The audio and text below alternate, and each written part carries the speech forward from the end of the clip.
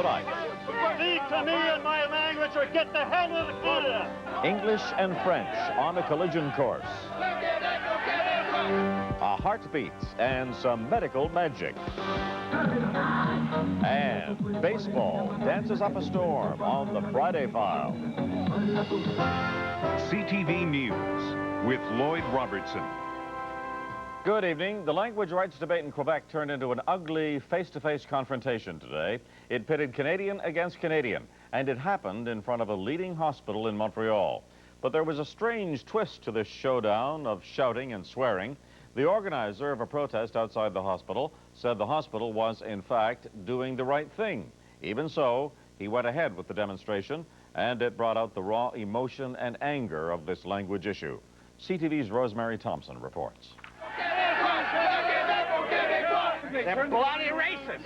This was supposed to be a silent vigil. Okay. Fuck off, okay? Oh, there we go. There we go. Speak to me in my language or get the hell out of Canada. French and English rights activists collided outside the Jewish General Hospital. Sovereignists demonstrated even though their leader, Gilles Réaume, says this hospital provides excellent service in French. So why protest?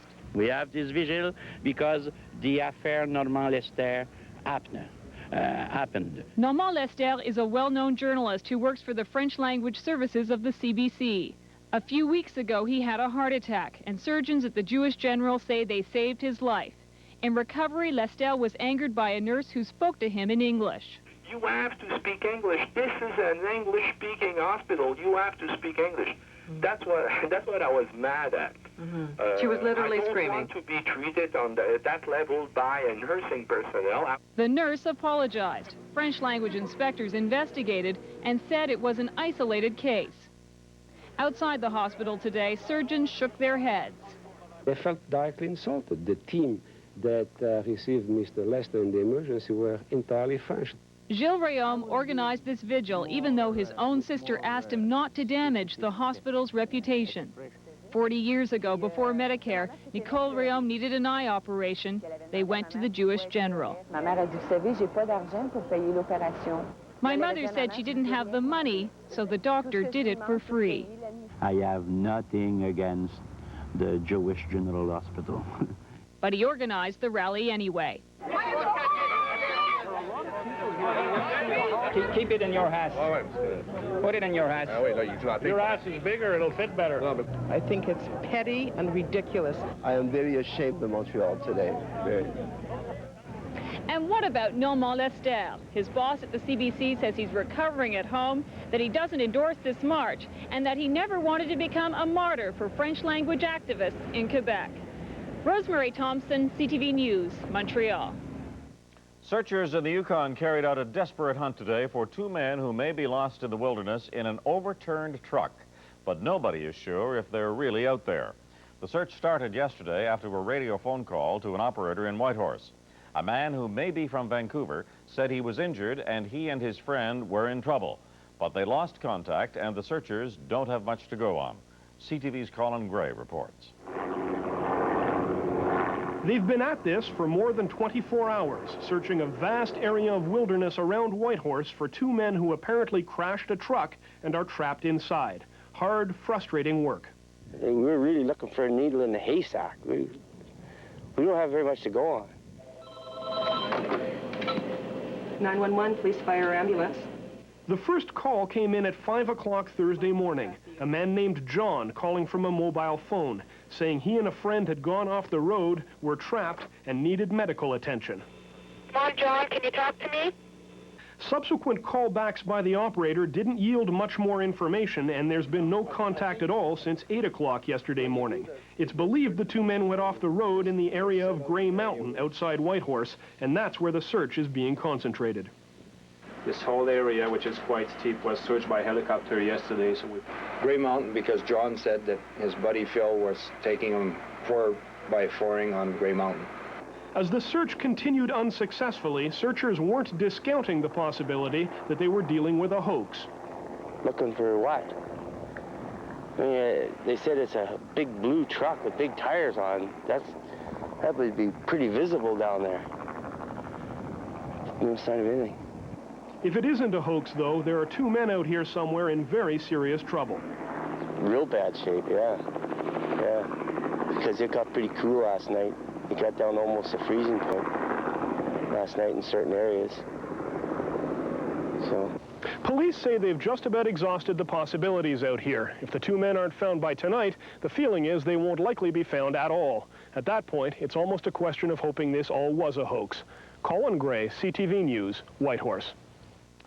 The latest figures on the economy out of Ottawa today should be good news for Canada. They show inflation at its lowest level in a year and a half. But experts say they're running into resistance from consumers who are too broke to give the economy the boost it needs. The figures from Statistics Canada show the inflation rate dropping in July to 1.2%. That's down 0.2% from June. Prices were down for things like food, gasoline, new houses, and interest on mortgages. But the experts say it's going to take a lot more than that to really get the economy moving.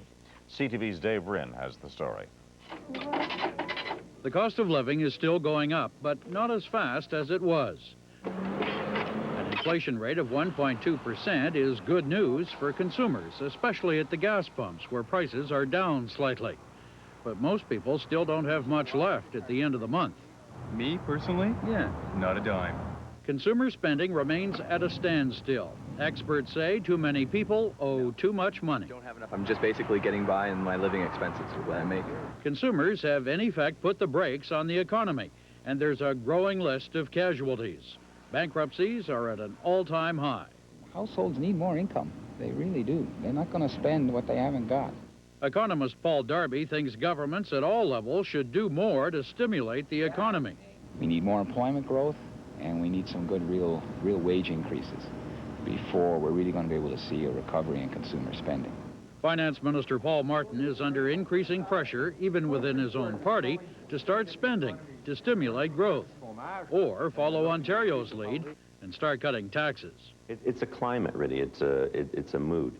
It's whether people really believe that they are, A, secure in their jobs, B, interest rates will be low. Can I go out and buy a home? Can I afford to make the payment for the next 5 years or the next 20 years, whatever it is? And I think you're starting to see that come back. Recent surveys suggest consumer confidence is growing, slowly. But at the same time, there's a growing consensus amongst policymakers and politicians that something has to be done to speed up the recovery. Dave Wren, CTV News, Ottawa. Andre Dallaire, the knife-toting intruder who broke into the Prime Minister's residence, received a conditional discharge today. It was granted by a criminal review board. 3 months ago, Dallaire was found not guilty by reason of insanity of attempting to kill Jean Chrétien. Today's ruling means Dallaire can leave his halfway house in Ottawa and move back to Montreal, but he has to stay away from Jean Chrétien. This was supposed to be a day for a huge party to welcome home Canada's Olympic athletes, but things didn't quite turn out that way in Toronto. Organizers were disappointed by the size of the crowd. They say less than 8,000 people showed up at the huge Sky Dome. Reporters say it was more like 3,000. Even so, the party went on. The crowd cheered gold medal runners Donovan Bailey and Bernie Surin on a satellite hookup from a meet in Germany. And they celebrated one of Canada's best performances ever at an Olympic Games. Still to come in tonight's news, thumbs up for Bob Dole.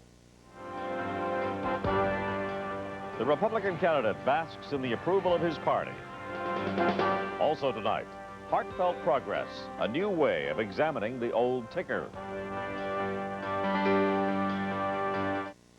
You work hard for your money, so Zellers gives you more for less. You've got to get more out of a story. Same goes for shopping. And Zellers always gives me more. I get fabulous free Club Z rewards, plus I get money back when I use my More card. But the real scoop is I pay less during Zellers Back to School sale. Less for these 200 refill sheets and less for these 1-inch note tote binders. You work hard, so Zellers more for less is the law. You got to obey the law. If you're between 50 and 75, Norwich Union will insure you for life with no medical exam.